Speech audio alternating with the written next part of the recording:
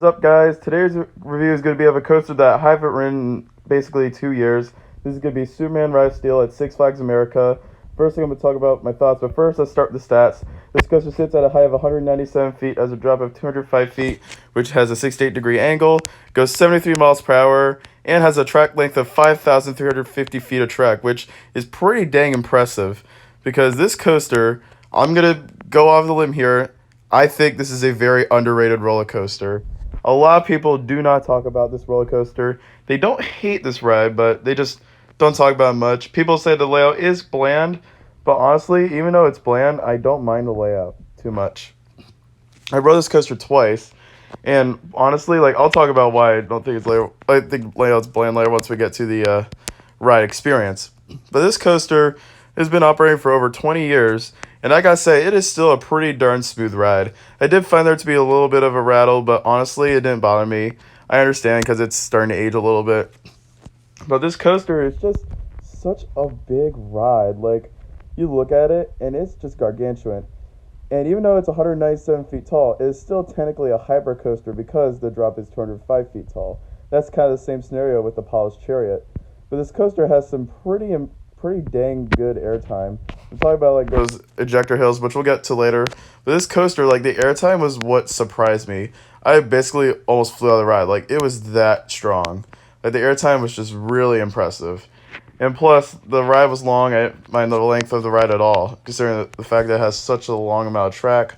And also, this coaster, I don't know.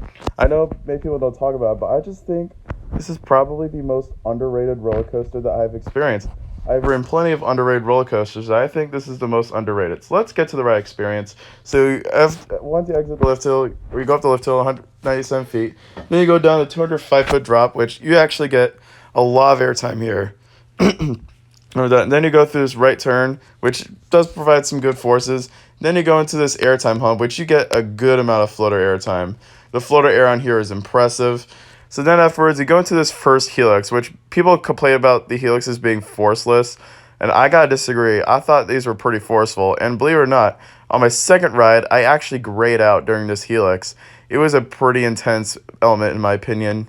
So then you go through this straight track, which a lot of people think it's just unnecessary. I didn't mind it too much. So then you go to this pretty intense ejector hill, which you get some great ejector. Then to another helix, which I get the layout is kind of basic. But honestly, I thought it worked well with this roller coaster. So as you're exiting this little helix, I know it's a big helix, you go into this little airtime hump and then into a series of intense ejector airtime hills that'll just thrust you out of your seat. This airtime is pretty intense. This is what I love about this ride. So then you go into the final brakes. So overall, I think this roller coaster is absolutely incredible. This coaster, my expectations were pretty low in this roller coaster, but it exceeded my expectations.